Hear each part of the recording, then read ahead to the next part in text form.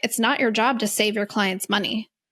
It's their financial situation is not your responsibility. Like, you get to help them make more money and, like, hold them as capable and responsible and able, and put your prices out there. And if it's not, like, if it doesn't work out for them, that's okay. There are plenty of other people on the way that are going to, like, vibe and align with you and your pricing and how you want to run your business. Welcome to the Web Design Business Podcast with your host, Josh Hall, helping you build a web design business that gives you freedom and a lifestyle you love. My friends, welcome into episode 329. It's so good to have you here. I'm really excited about this one because I love casual, non-topic, no agenda chats, especially with colleagues who are in the web design industry, just about what's working and what's going on and what we're seeing. And that's exactly what you're going to get here. I'm inviting you to be a fly on the wall on my recent catch-up conversation with Shannon Mattern, who is a fellow web design business coach. If you don't know her yet, she runs the Web Designer Academy, which is a group coaching program specifically for women web designers. That's actually going to come up in this conversation. And we often talk off the record, but I asked her if she would be down to just record one and share it with you, because we have a very unique position, I should say, me and Shannon, because both of us oversee web designers, those who are earlier in the journey, but we oversee a lot of web designers who are established and who've been doing this for a long time and who are killing it right now. So what we really dive into in this is what's working for web designers, specifically right now in 2024, although all the lessons we're going to cover will be evergreen and applicable for many years ahead. And a lot of this stemmed off of the recent episode I did based off of my thoughts on the Admin Bar web designer survey. That is going to be linked because that's going to come up here. So if you're like, what is that? Go to joshhall.co/329. And there's going to be a link to my previous episode on that, as well as the survey results and panel that we're going to mention. But we're going to get into things like what's holding web designers back from six figures, what we're seeing that web designers are doing well, who are making anywhere between multi-six and up to $500,000 plus in revenue, tips for getting past some pricing mind trash and getting out of your client's wallet, as Shannon so eloquently puts it, thoughts on niching by gender, or whether you should maybe consider niching by personality type. Shannon and I have slightly differing thoughts on this, so I'm excited to fill you in on kind of where we're at with this new wave of niching. There's a lot of different ways to niche, but yeah, we're going to cover some of that, and we're also going to get into work-life balance tips and a whole lot more. So without further ado, enter my friend Shannon Mattern of the Web Designer Academy. Let's talk about what the heck is working well for web designers and maybe what's not working so well this year in 2024. Let's have some fun.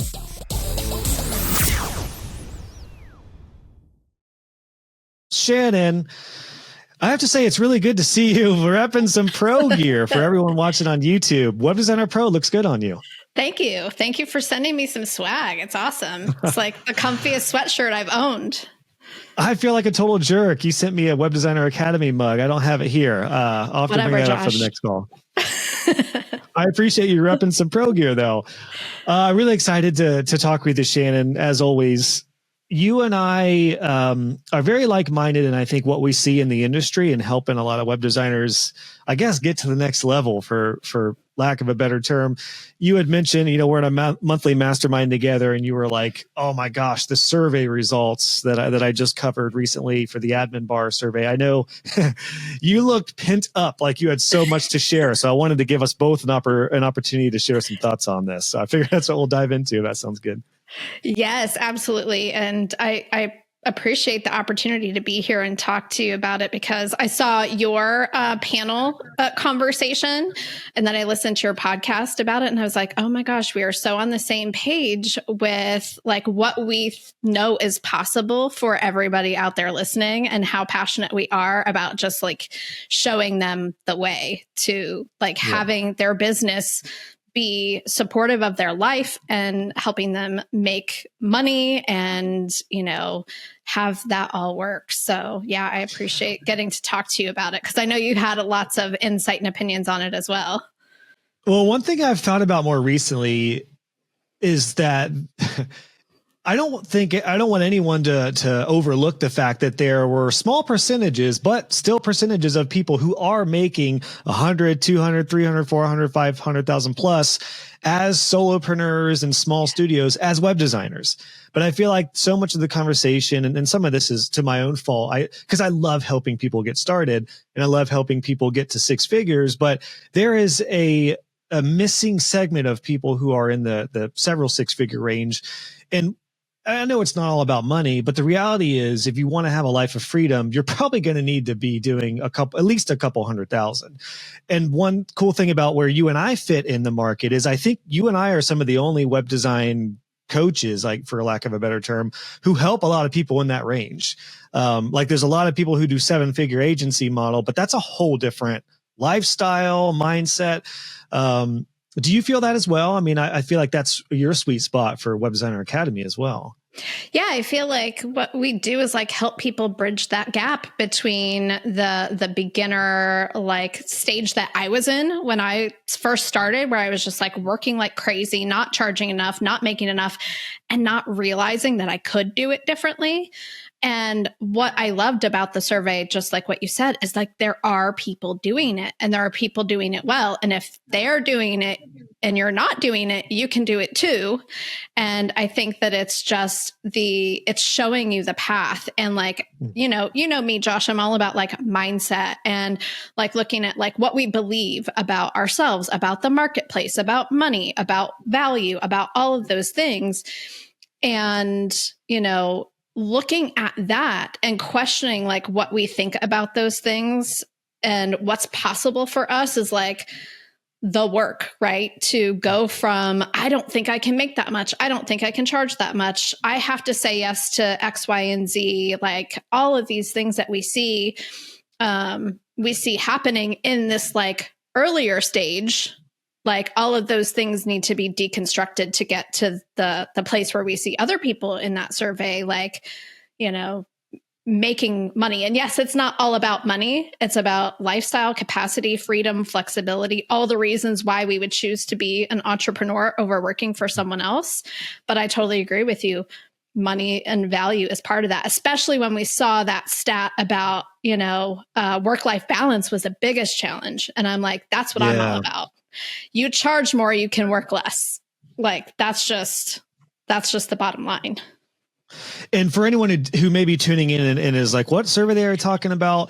The Admin Bar, which is voted the #1 community for WordPress, a Facebook group. Kyle, the founder there, did a really, really good in-depth survey on that group and then some wider audiences, including my own and some others. And yeah, really, really interesting stats. We'll make sure that's linked in the show notes. And then I followed up recently on episode 322 with my own thoughts on it. But I was excited to have Shannon on this one because like I said, we have a unique area of the market that we see. We see people getting started and who are getting to a professional point. And then we're also seeing people who are doing really well and who are achieving work-life balance and who are doing it well. And one thing I've really challenged myself with is I want to do a better job at taking what's working really well today and filtering that down so everyone can get to that point. So let me throw it to you, Shannon, like before we maybe even look at some of the survey results on your end, like what do you see working well? What are some of the common traits with the folks who are at a healthy profit percentage and stuff? Maybe it's personality, maybe it's services, price points. What are the things that are working well? So what I see with what's working well is a consistent marketing strategy.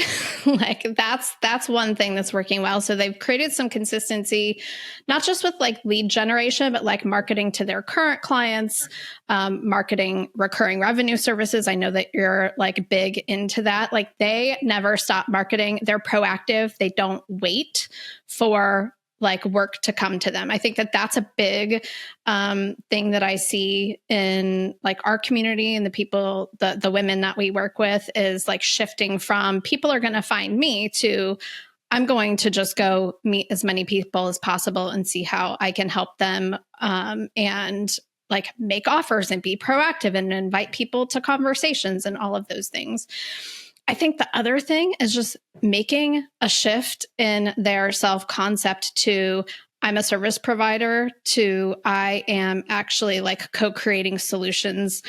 I'm not building websites. I'm building a revenue generating asset for my clients. Like that's, I mean, and like I said, I'm all about mindset. It's like, if you think you're just building a website, and this is where I was like listening to your podcast episode last week while I was like walking my dog, and I was like yelling at the podcast because someone had commented like Squarespace and Wix make it so easy for people to DIY their website.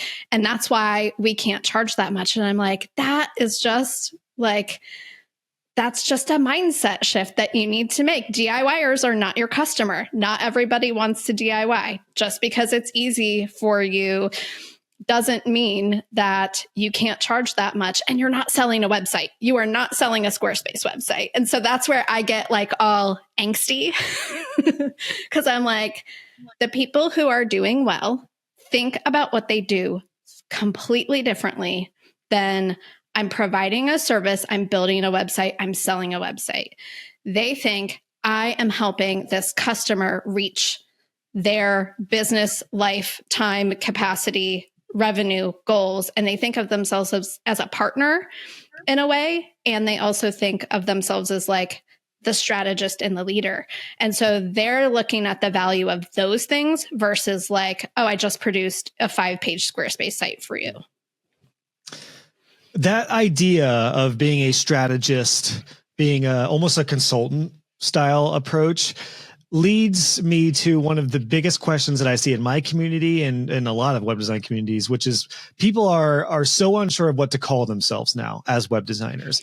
And the reality is it could still work. You could still say I'm a web designer. That's going to open the doors for everything else. But for a lot of the folks that you're coaching more intimately, Shannon, like, are you encouraging the term strategist? I know one thing that's really popular is like a fractional strategist, fractional designer, but I don't know if the term fractional is caught on with most business owners. What are people calling themselves who are doing it well as like a strategist? I might have a totally different opinion on this. Like, I don't care what you call yourself. Like when you're talking to someone about what you do, if you're like all caught up in like, I'm a web designer, I'm a brand strategist, I'm a this, I'm a that, you're making it all about you. And it's not about you. Like you're not marketing you. You're not marketing those things. You can say something as like, I help businesses like yours do XYZ. Like get more clients, get found online, like whatever it is. Like you don't have to call yourself something specific to be able to charge more. So if you stop thinking about what do I call myself? What tech stack do I use? Like, is what I do easy or hard? Like, and start thinking about who are my clients? What do they want? Like, how can I help them get that? You can call yourself whatever you want. That's the least interesting thing about what you do, in my opinion. I also think a good way to frame it as you were talking, it just kind of dawned on me that you almost don't need to have in your title what you do. You could be the owner of your business. That's what you do. I'm the founder of blank agency. If it's a personal brand, you could get around that in a couple of different ways, probably. I mean, I guess you could still say, I own a web design business, but even if it's your name. But I feel like that's kind of the almost the better way to position yourself as a business owner, because then you can talk about what you do with your roles in that business. Yeah. I've thought about this personally too, like, and actually probably learning from you in some ways, because I've always struggled with what do I put on my social media profiles, my handles. I've had web design business coach for a while, but now I'm getting so many freaking DMs from people who are like, I'll help you get 10 clients this week. And I'm like, I don't have clients. That's not my coaching model. So I'm going with moving forward, just Josh, founder, Web Designer Pro. And then I can talk about within Web Designer Pro, it's community building, it's coaching, it's course creator, it's educator, it's YouTube, it's podcaster, it's all those things under that. Similarly to web designers, it can be the same thing. If you're doing a lot of things, if you're doing SEO and copywriting and website design and e-commerce and maintenance plans, you can't have 10 things in your title. So my default now and this is just solidified for me, is to just say, you are you, the founder of your business. Yeah. What do you think about that? Yeah. I literally just changed my social media like tagline or whatever yesterday to I help women web designers make more money without working 24/7. That's what I do, and it's not like, and I did the whole I'm a business coach for women web designers thing. It's just like, well, what does that mean? Like, do I even need a business coach? But if I just say, I help this specific type of person do this specific thing, that's what I do. And like, I help you solve this problem. Like, that's so much easier to say than like when I meet people and I'm like, I'm a business coach for web designers, people who like are just, random people off the street. They like their eyes glaze over. Like they don't know what that means. Yeah. So I'm just like, oh, do you talk about being the founder of Web Designer Academy?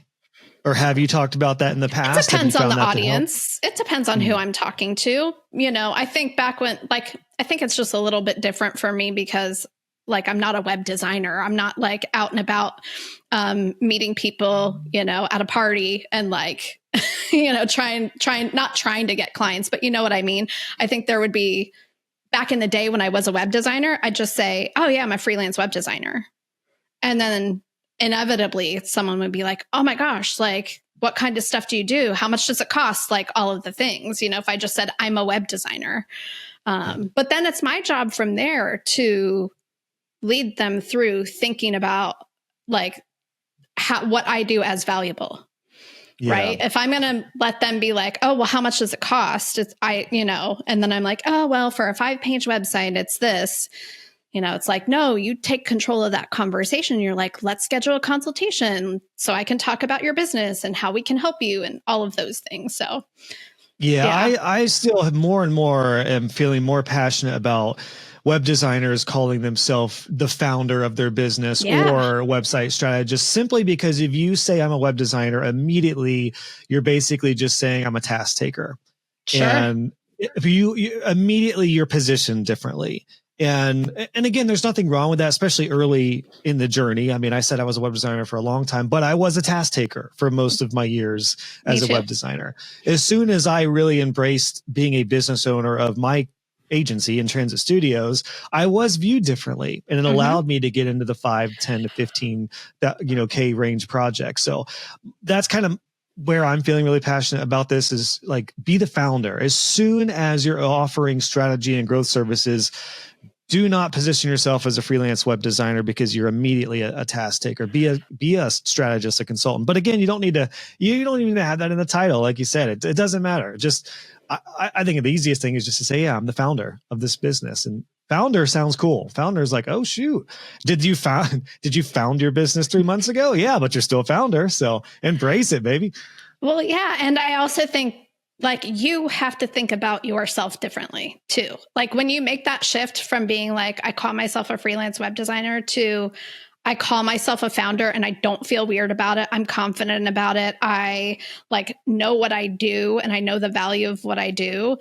I think that's a huge shift to go from like, I'm a web designer, I'm a freelance web designer to no, I founded this business that helps these kind of people do these kinds of things. Yeah, I love that. This topic is probably going to get you riled up, knowing you pretty well. So yes. The thing about that too is I see so many struggles with web designers taking things so damn personally.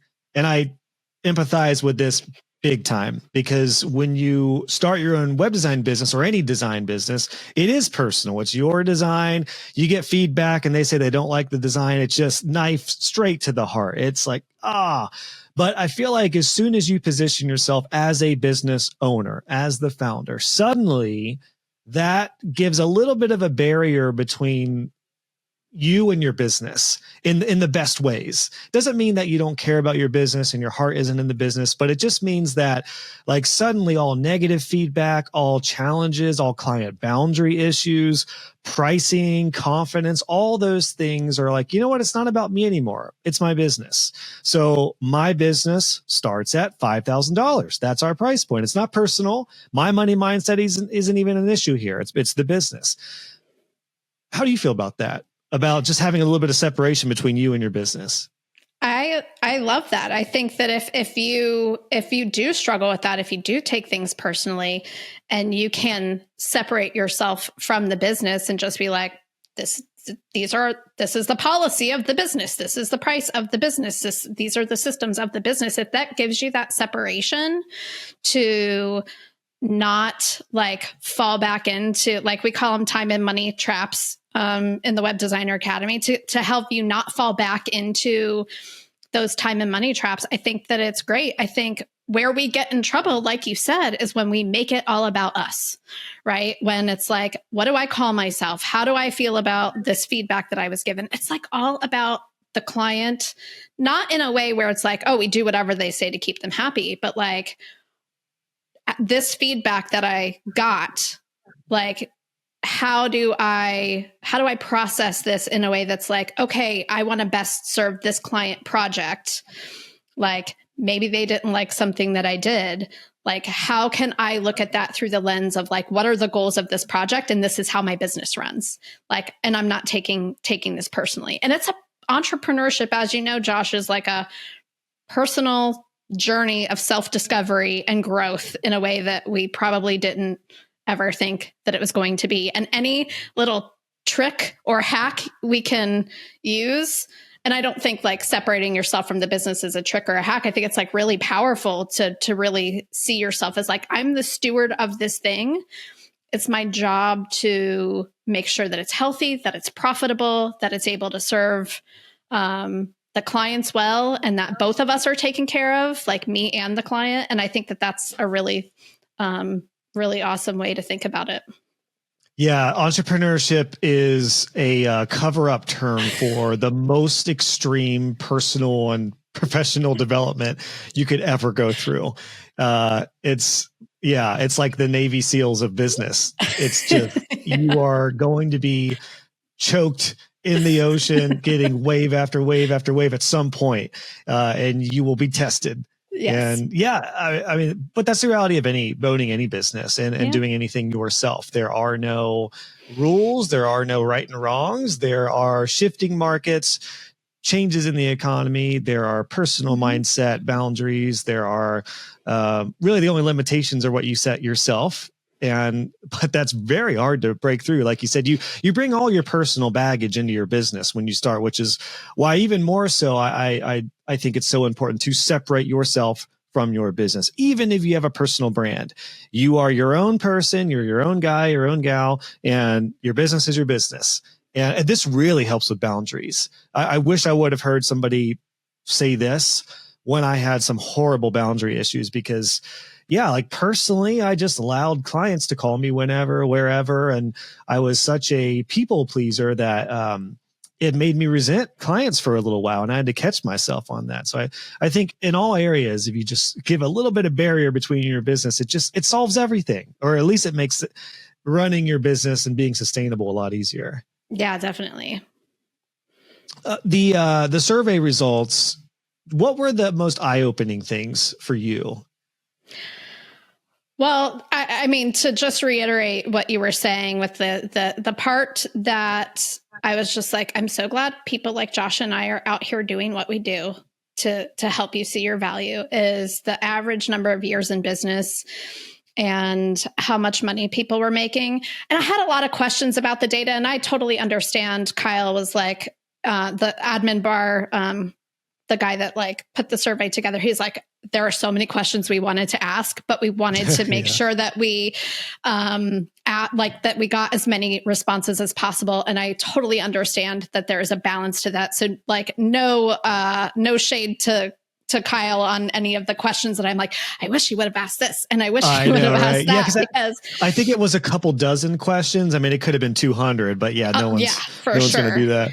I wanted to know, between the breakdown of the people who had been in business, 3, 4, 5, 10 years, and were still bringing in full time and still bringing in, between $10,000 and $20,000, paying themselves between $10,000 and $20,000. Because as you know, Josh, I work with women web designers, and we've talked about this like off the podcast, where you're like, Shannon, you're leaving like a whole like 50% of the population on the table by only working with women web designers. I was like, I am so curious in this data, how many of these people who I consider to be like undercharging based on just what I've seen in the industry. I wanted to know the breakdown of like men and women, or, you know, just gender in general, and what that looked like. And I was just curious because a lot of the survey results validated things that I see, you know, because our program's application only. And I love that because I get to be nosy and look at what are you doing on the front end of your website, but what does the back end really look like?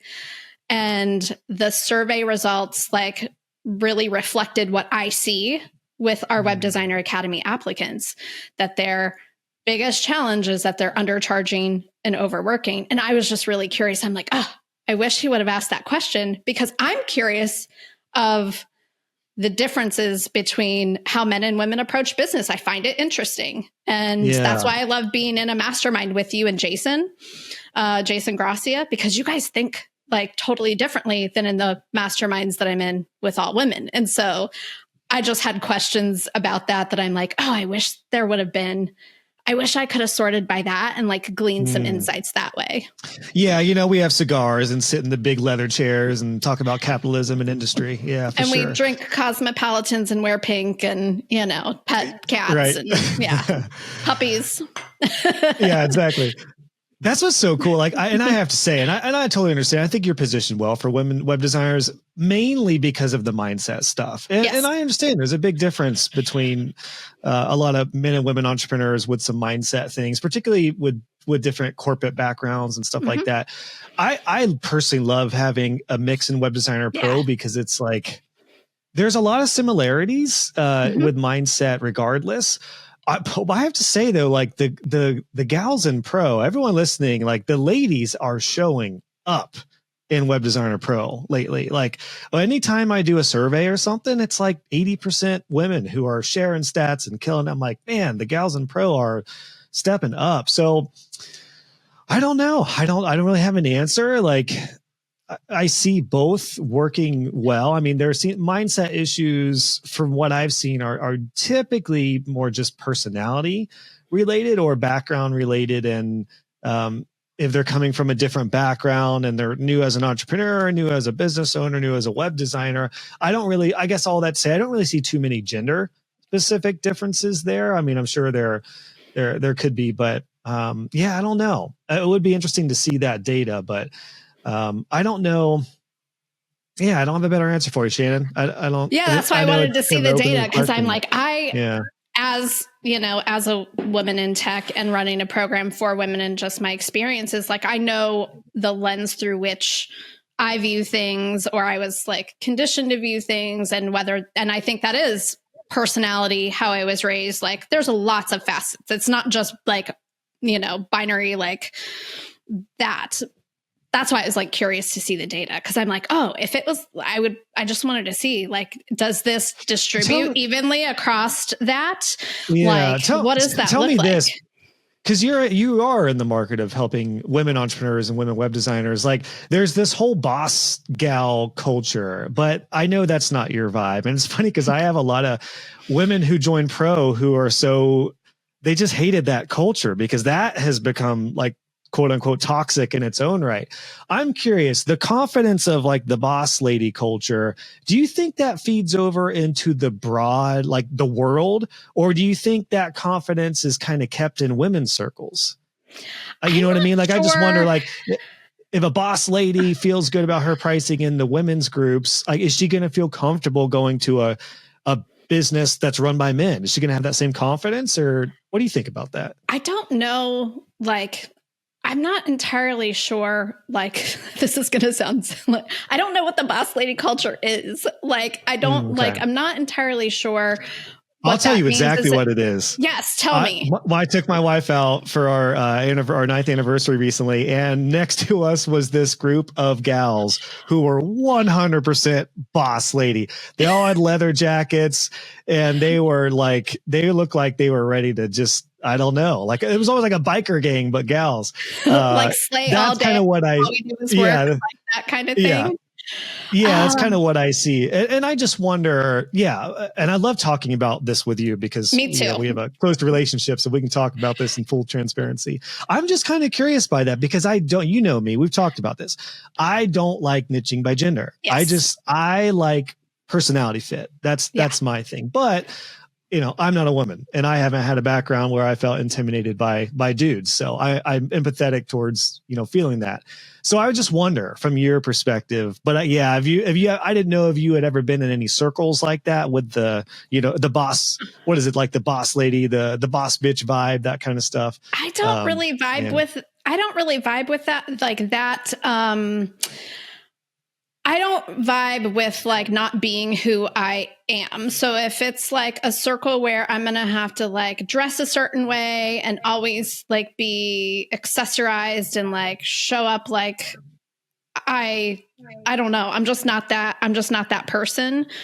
I mean, but I also like I run a business full time. Like I believe in like the time that I spend like being well compensated, like all of those things. And so I have heard people saying like the boss lady culture is a lie. And I think that has to do with, it has to do with like, okay, make enough money so that you can pay for someone to like help you take care of your kids and help you clean your house so that you can like not do any of that stuff and just focus on like growing your business and growing your empire and all of that. And I'm like, okay, if that's what you want, but I think that what we're seeing is that most people want to just have freedom, flexibility, and financial independence, and that they don't need to grow this whole giant like empire and be a brand and constantly be like creating content to do that. And there's this like pulling back of, okay, what actually is required for me to have a profitable, sustainable business without me having to be a personality online? And I think that that's like when I'm trying to think like, what does that even mean to me? Like that boss lady thing. I think that it means like I'm portraying externally that like I'm killing it in business versus like I'm just actually, I've built a business that supports myself in my life and I've designed it in a way that works for me and feels good to me. Yeah. And it seems like there's in that culture, just from what I see, I feel like I think that all leads to just women being the CEO of their own business. And really, it's similar to any business where entrepreneurs are enticed to be like the CEO or to grow a multi-7-figure agency. But regardless, it's like, we know where that ends up. It leads to burnout, overwhelm. And it's like, like you said, do you want to be a CEO of an agency, or do you want to just build a business to have freedom and lifestyle you love? That's because if that's it, that culture stuff, it doesn't matter. It's all bullshit. Exactly. Like just run your business. It doesn't matter. So do you ever drive on 315 through campus? Because we're both in Columbus. Rarely, because I live way out in the boonies now.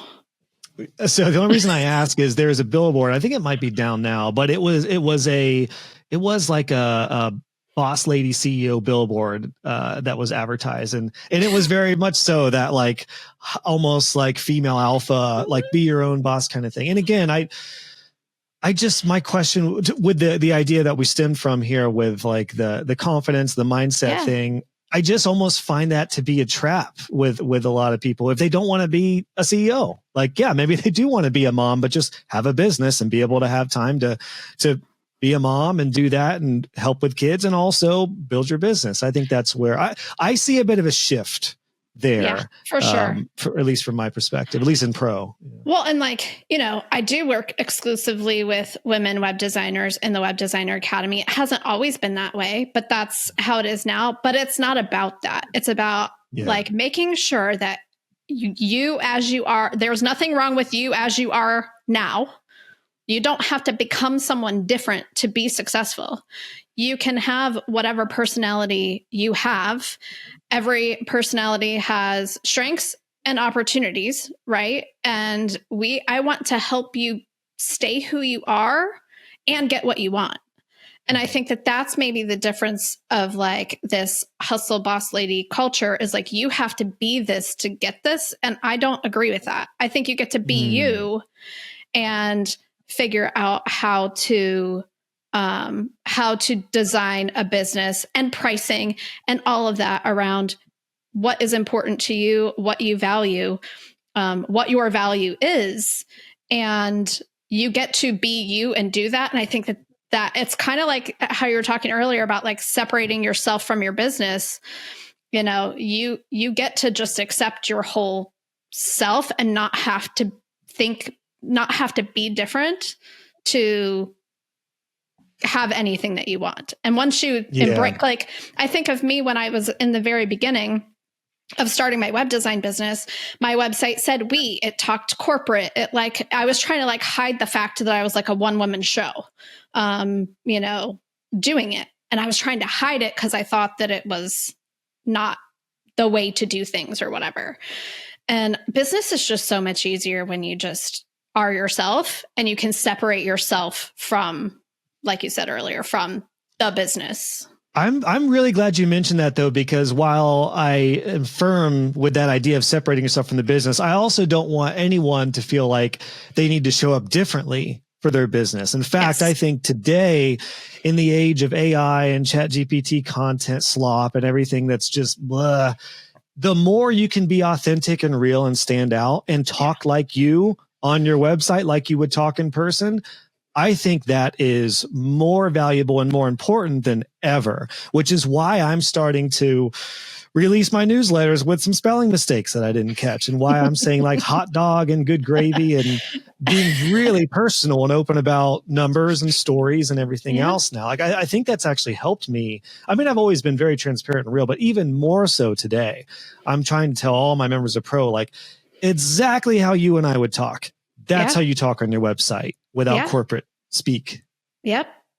Absolutely. And I do think like AI is awesome for a lot of things, but like it still, as much of as I've tried to train a GPT to like take a podcast transcript that is all me and turn it into something that sounds like me, it still like washes my personality out and replaces it with jargon. And I'm like, okay, I'm going to keep training you until you stop saying, I don't know, like, I can't even think of like all of the buzzwords it throws in there. And I'm like, just stop. I don't talk like anything that. With unveiling success or unlocking your potential. Yes. Anything like that. It's like, oh, guess who used ChatGPT? Yeah, exactly. So money, obviously mindset. And again, the stuff that kind of segment we just came from is really just all mindset. And obviously, both of us talk about that in great detail. Work-life balance is something you mentioned was one of the biggest parts of the survey. I forget if we were live or off camera or off record here. You mentioned that was something big. Obviously, you're passionate about. So did that surprise you that work-life balance was I think it was the biggest issue, right? What are your thoughts on that? Yeah, no, it didn't surprise me at all, especially because of all of the applications that we get for the Web Designer Academy, where people share their biggest challenge and they are just like, they're undercharging. Yeah, that's a problem. But the over delivering is a more insidious problem, in my opinion, the overworking. It's like, even if you're charging like appropriately, if you then like start to not charge for all parts of the project or allow scope creep to happen, or like you and I did, like allow your clients to contact you at all hours of the day, or you're like, you hate your clients and you're thinking about them when you're not working because you're so resentful of the situation that you've created because you didn't know any better. Like, why bother? Like, just go get a job. That's kind of where it's like, that's the part where you get to the point sometimes. And this is where we help a lot of women where like they've figured out the pricing piece. They value what they do. they don't see themselves as building websites anymore, but they cannot like drop this whole, like, I have to be the best employee and I have to jump when my clients say jump, and I need to make sure they're happy so my reputation doesn't get ruined, so that I keep getting referrals and all of this stuff. And that's the part that I think is like, you solve that, then you're going to have the energy to go market yourself. Because if your work-life balance is all out of whack, and this is the other stat that I was just like, that makes total sense. If your work-life balance is all out of whack, and why would you market your business? Why would you want more you're of stuck. that?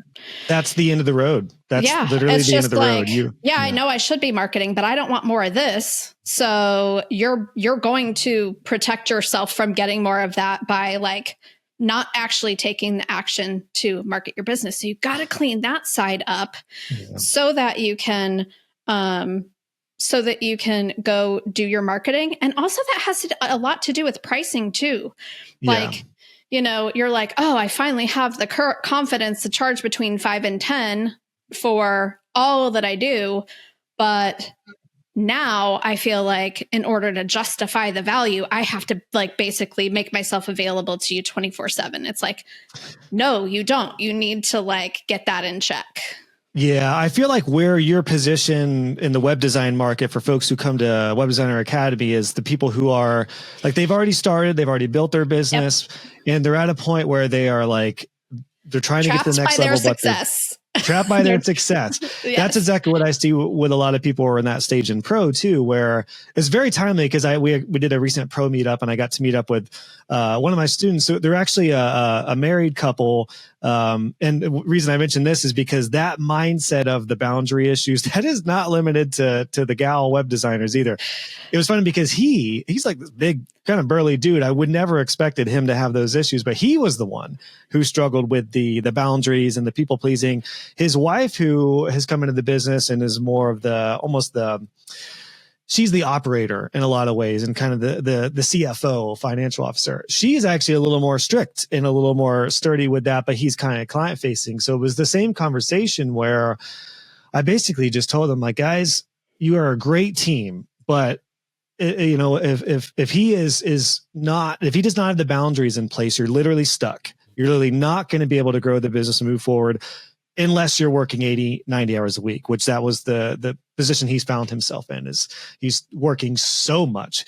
Yes, they are in multi 6 figures range, which is awesome, but working 90 hours a week, that's not awesome. So what are some of the tips that you provide for folks as a starting place with that, who are working a lot and they're, like you said, trapped by their own success? I know this, could go a lot of different ways, but what are some of the core things that you've seen help people get out of that rut?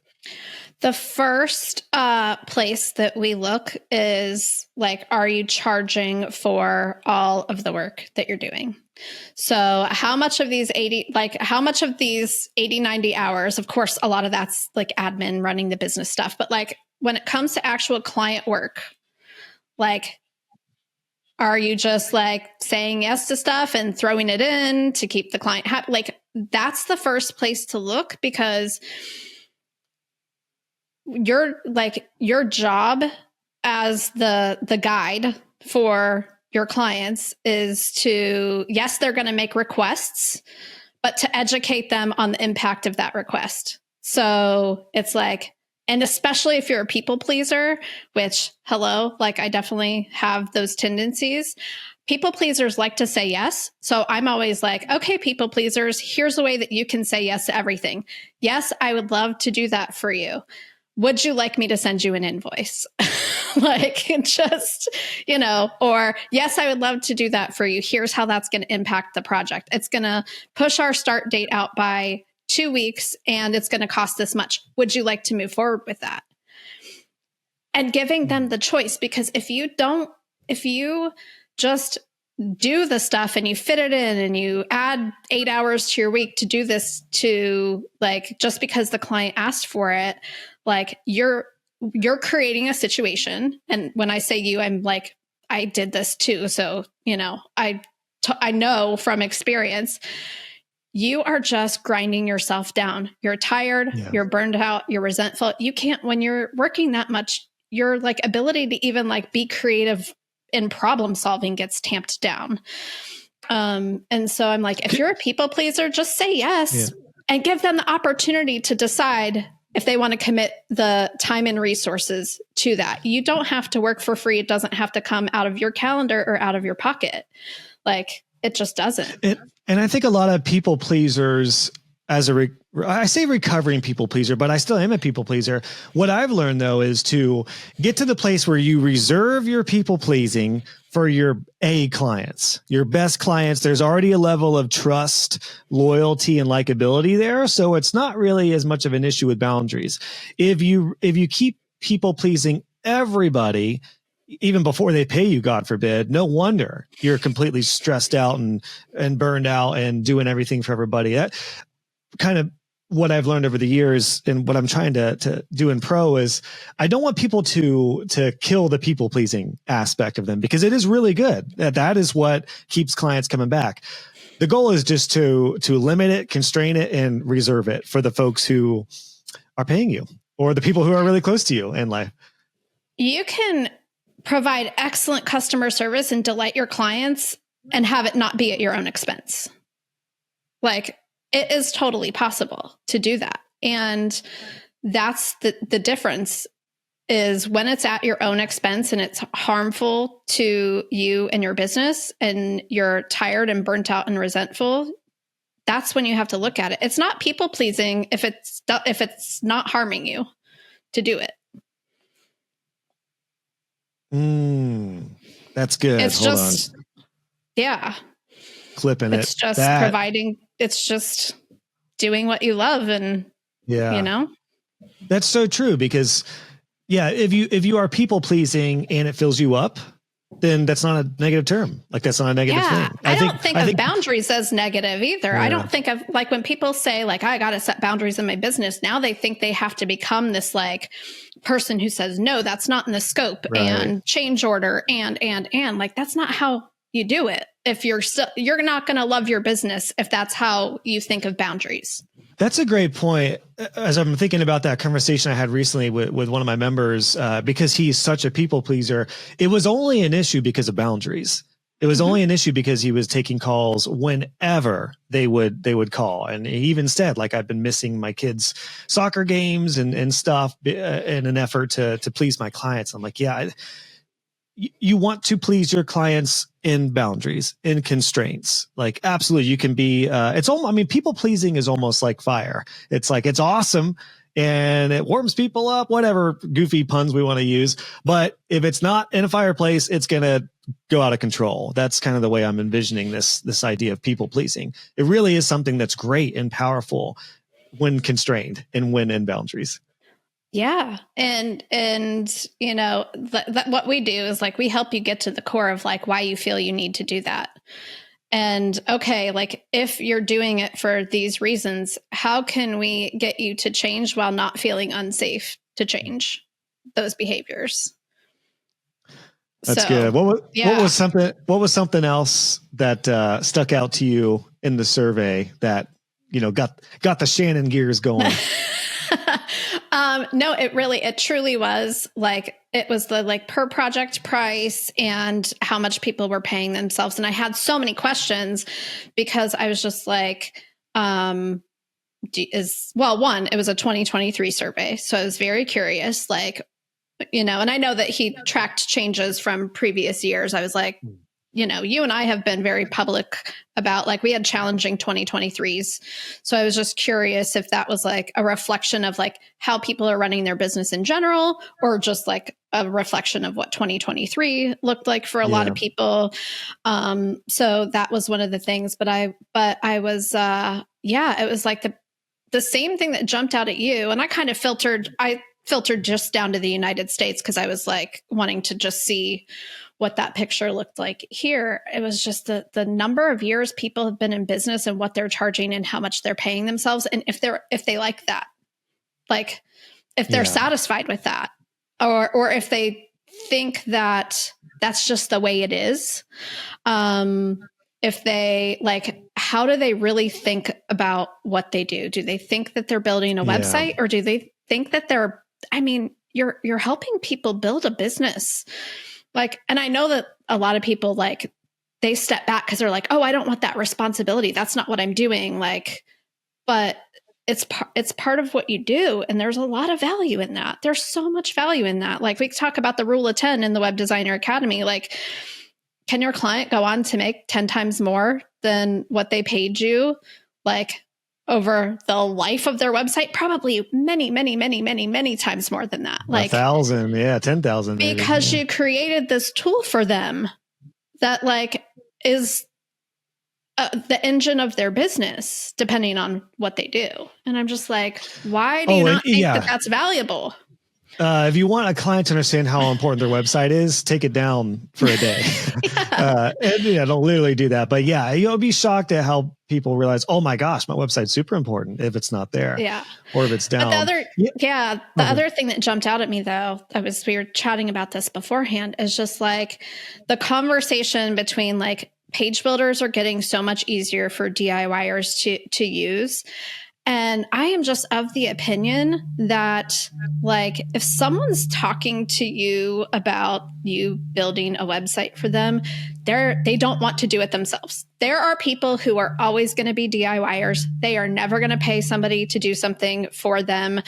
And that's okay. That's not your customer. There are people that are just never that no matter how valuable what you do is, they just don't value it. That doesn't mean everyone doesn't value it. Like, we have to get out of these black and white thinking cycles that just because we got feedback from one client that had, like, sticker shock and was like, no, I'm just going to go build it myself in Squarespace, that means that your prices are too high and what you do isn't valuable. Like, DIYers are not your market. It's okay. Like, that they're there. You're not in competition with them. Like, they're just, and they very don't well, even think about it. They very well may become a client when they try it themselves and have terrible experiences and like, oh, screw it. Okay, fine. I'll pay you whatever. I had some of those. Or they do it themselves. It's good enough for them. It got them through the first couple of years where they were like trying to figure out their business, and they've had some success. And now they're in a place where they're ready to work with a professional. Like, I think that's okay too. Like, yeah.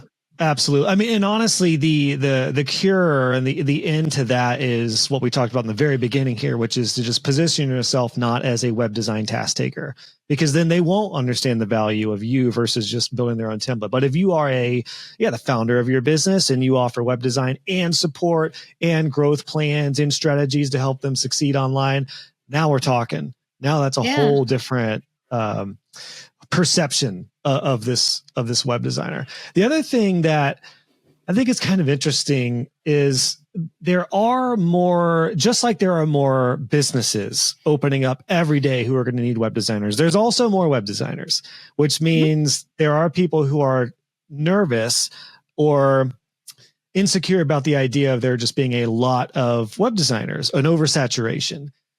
I want to ask you this because I recently talked to Katie Sandell, who you've had recently on your podcast, I think, too.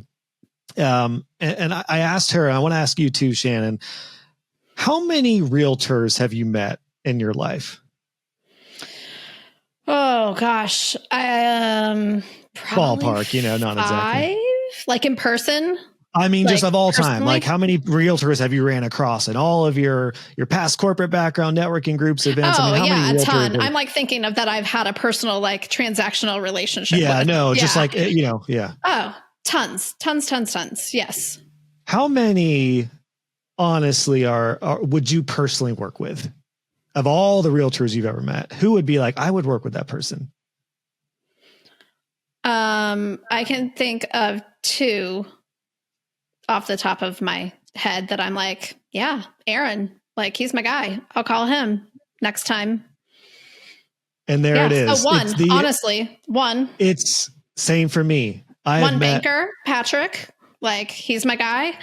All of those industries are exactly the same as web designers. So for anyone who's worried about oversaturation, there are thousands of bankers, thousands of realtors, thousands of home inspectors. Same thing for me, Shannon. I know one realtor who I love dearly, and she is our family realtor. She helped us buy our first home. She sold that home and helped us build our new home. She's our realtor, and she was in my networking group, and she is trustworthy and honest and a fighter. She's awesome. And it is exactly the same for web designers. Yes, there are a plethora of web designers, but clients probably know one or two that they honestly trust working with. So be that person, be that web designer. And then that's it. That's really how I've escaped the fear of saturation for web designers. And I love that you said that, because I think it has to do with how you are marketing yourself. If you're like, the way to get clients is to create content on social media and compete for eyeballs, with all of the other web designers competing for eyeballs, like, of course you would feel like the market is saturated. And it's when you go build personal relationships with people and you take a genuine interest in their business and what they're doing and how you can help them and what their opportunities are, and you're curious and you're helpful and you get excited, like, they might not be ready for you right now, but and you maintain the relationship, you don't just like post and ghost like we do on social media, you're going to be their go-to person for it themselves or when they meet someone. And marketing doesn't have to take all of this work when you're just like proud of what you do, confident in what you do, you're genuinely curious about other people's businesses and how you can help them. You become the go-to person without having to put a whole lot of thought into like, what do I call myself when I talk to them? And how do I present myself? Is my portfolio right? Like all of those things, great. Those things will come, but like the relationship is the most important thing that you can put time into creating. Yeah. The foundation. In the beginning, you talked about a common trait of successful web designers is an ongoing marketing effort. But I imagine that doesn't mean marketing to new clients all the time. It's maybe more than half is marketing to current clients, which is a whole different fun strategy, because you don't need to be like, hi, I'm Josh and I'm a web designer. It's like, hey guys, Google's changing. The new Google AI stuff is rolling out. Here's what I'm learning about it. And they already know, like, and trust you. You have just opened up a whole new wing of services or upsells that you could do with current clients. That's how I view marketing, because I feel like marketing is often viewed as like cold marketing or outbound marketing. The reality is you get a couple dozen clients, your marketing shifts from, hi, this is me and what I do, to, hey guys, here's something new. Here's how I can help you even further. Is that kind of what you've seen with some of your WDA students as far as marketing goes? That's all we teach. And it's so like, it's interesting. Like I say the same thing on my podcast. We have several episodes on like our marketing strategy. I detail it. I lay it out in the podcast in detail. The only thing missing is like the spreadsheet that you could like use to track your outreach efforts. We've talked about it before. We've talked about it on other panels. Like, it is no secret. The marketing strategy is no secret. And more and more and more, as I'm like talking to other business owners who did do a lot of social media, and now they're like, oh yeah, relationships. And I'm like, yeah, like it's the easiest way.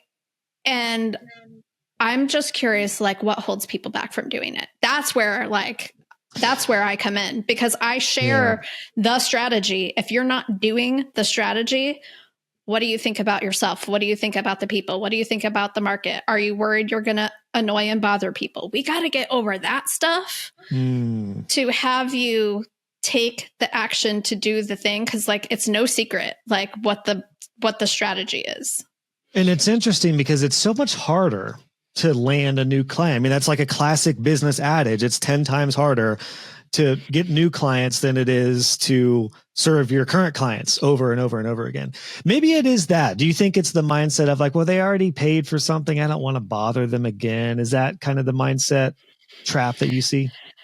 Yeah. Or like the thing that I see the most is like, I don't want people to think I'm just after money.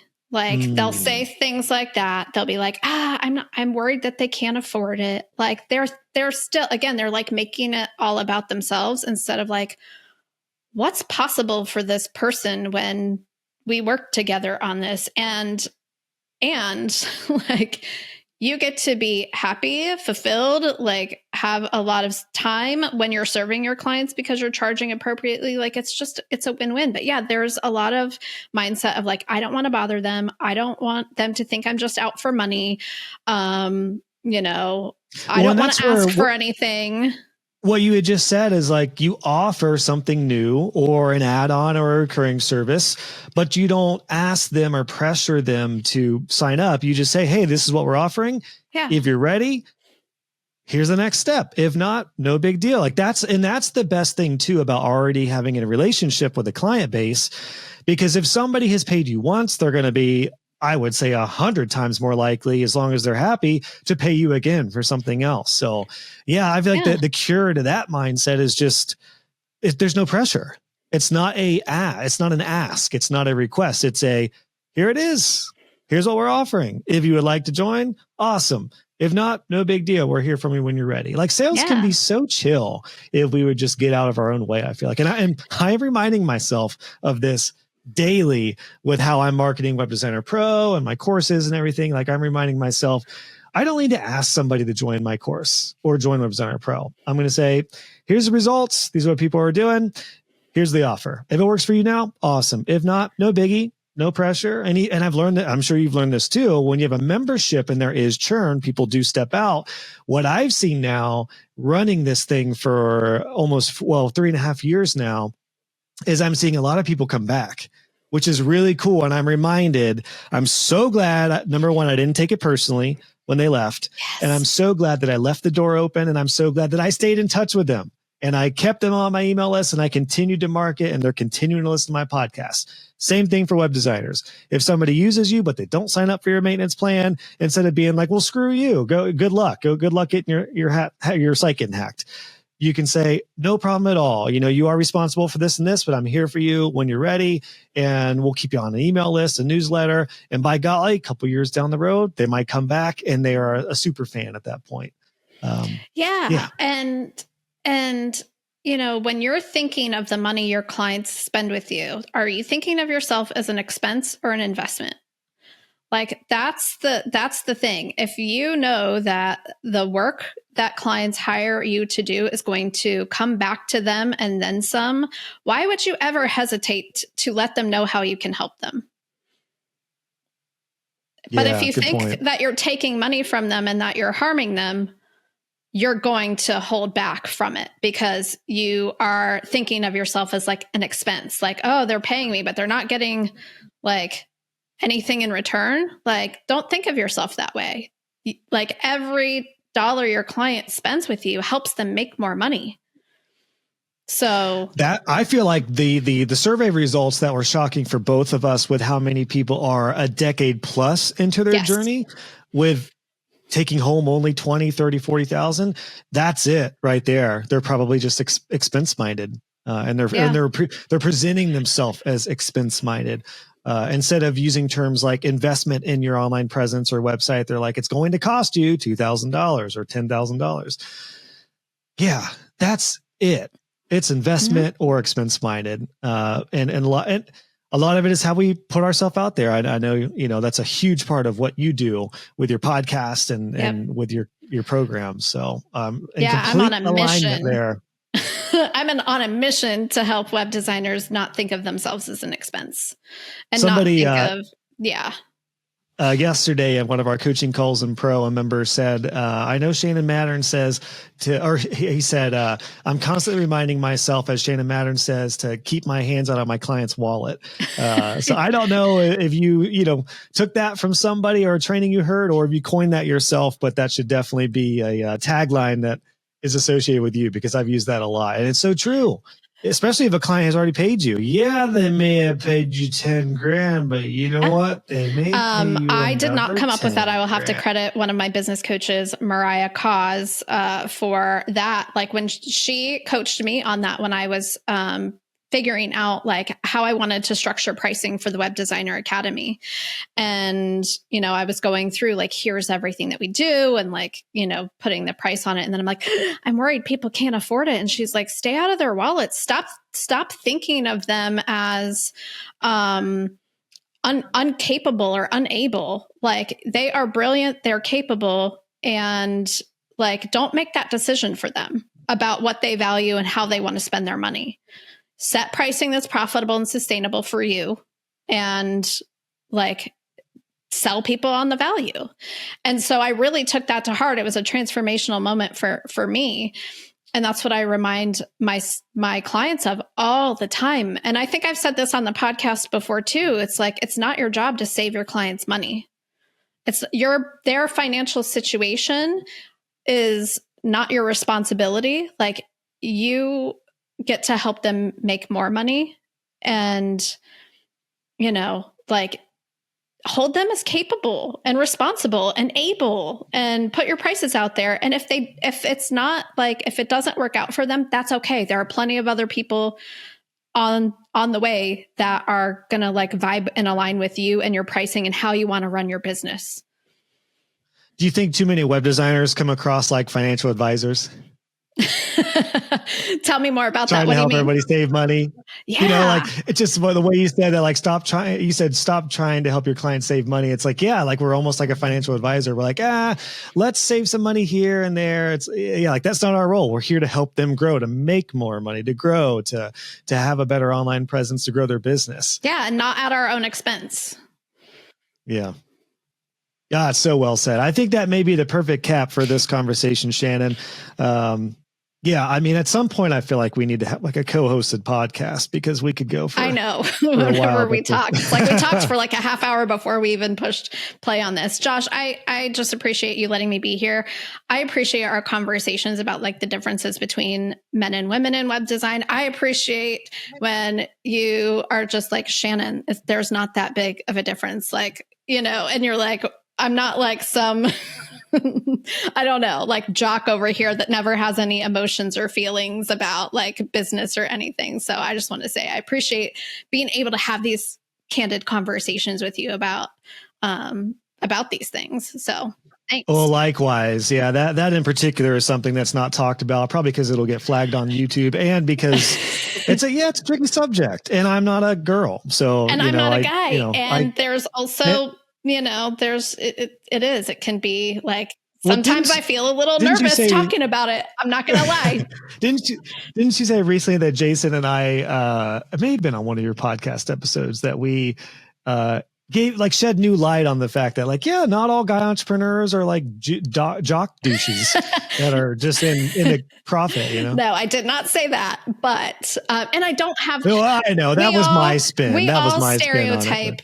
Like, as humans, like it's a thing our brain does. And I definitely don't want any of the guys listening to this to think that I'm just like, you're all horrible. And like, I don't think that at all.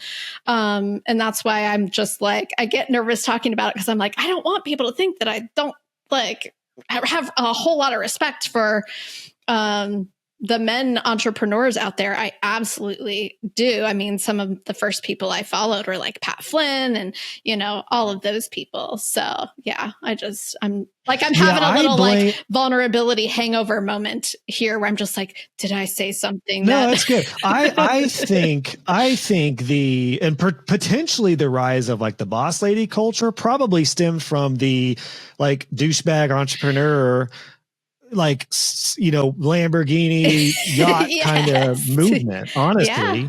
And then there's just all the normal rest of us in the middle, just not in either of those camps, which is really cool. So. Yeah. More of like minivan. Yeah, I'd like to have a boat one day, but I'm like Jeep camper. We don't have that many lakes here. Yeah, Jeep camper. Yeah. That's where it's at. Well, Shannon, same to you. I always appreciate your insight, and I really love chatting with you and all of our talks. I know they're really valuable, because I get a lot of people who say, like, when's the next time you're talking with Shannon? So I know. Thank you as always. Really appreciate your insight. Where would you like folks to go after this one to connect with you? I know you're doing a lot more. You have a premium podcast that's like a coaching podcast. Where should somebody go after this? Yeah, just webdesigneracademy.com. I have a new free course all about undercharging and over delivering. You can check that out. The Profitable Web Designer podcast. Check that out. And then we also have our premium podcast where you just get to like listen in on coaching calls of the Web Designer Academy. So you can get that at webdesigneracademy.com/premium. We'll have it all linked in the show notes. Thanks again, Shannon. Until next time, which I'm sure will be very soon. Thanks, Josh. Hope you enjoyed that one, friends. Again, big thanks to Shannon for coming on to the podcast. She is an open book, and it always is so transparent and holds nothing back on the way she's feeling about things. So I really appreciate that, and I appreciate her perspective. I hope you did as well. You can check Shannon out at the webdesigneracademy.com. Make sure you check out her podcast, which is the Profitable Web Designer Podcast. And we did mention quite a few links here, including the survey results that we covered, the previous episode, and even the panel that I was on. So go get the links to all those at the show notes for this episode, which is going to be at joshhall.co/329. There's also a full transcription there and some other goodies for you as well. So I will see you over at joshhall.co/329. If you did enjoy this episode, or if you have some thoughts to share, leave a comment. I read all those, and when comments do come in for the podcast, I relay those to the guest as much as I can. So I will let Shannon know to maybe bookmark this episode show notes and be vigilant, because I'm sure I can guarantee Shannon will respond to you if you leave a comment. So do that, joshhall.co/329. I will see you guys on the next episode. A lot of great ones coming up, friends. So we got some fun stuff in store. Have a great one.